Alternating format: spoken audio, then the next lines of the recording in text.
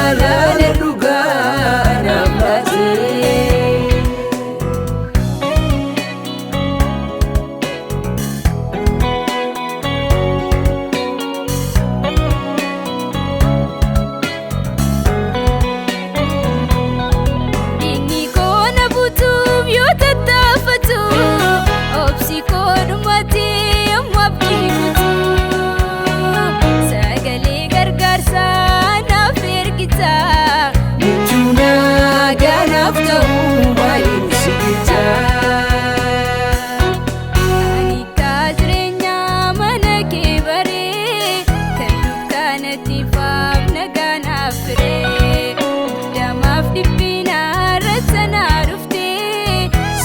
Jaalala dhugaa naaf laate.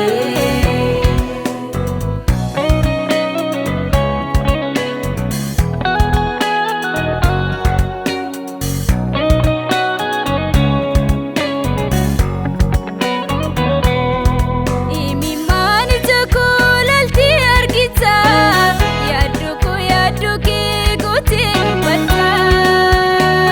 Waan ani irraa qabu situ naaf kuta. Jaalallee gaafa rakkoo madda furmaata.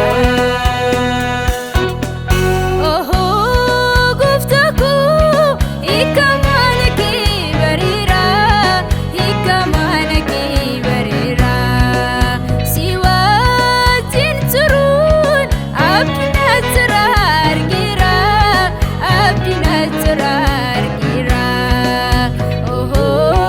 Manni kee waan hundaa jaala, sirraa maddi gammachuuf jaalala.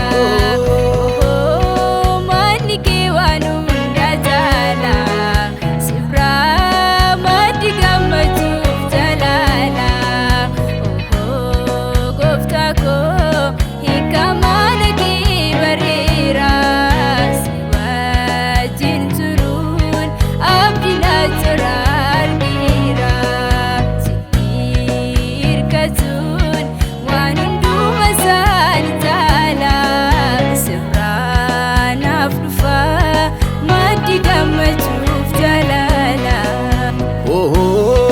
Gooftaa koo hiika mana kee bareera, hiika mana kee bareera. Si wajjin turuun abdii natti argira, abdii natti argira. Manni kee waan hundaa jaala, sirraa maddi gammachuuf jaalala. Manni kee waan hundaa jaala, sirraa maddi gammachuuf jaalala. Gooftaa koo hiika mana kee bareera, si wajjin turuun abdii natti argira.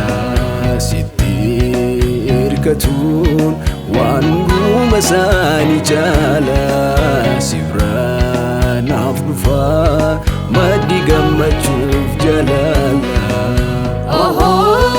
Gooftaa koo hiika mana kee bareera, hiika mana kee bareera.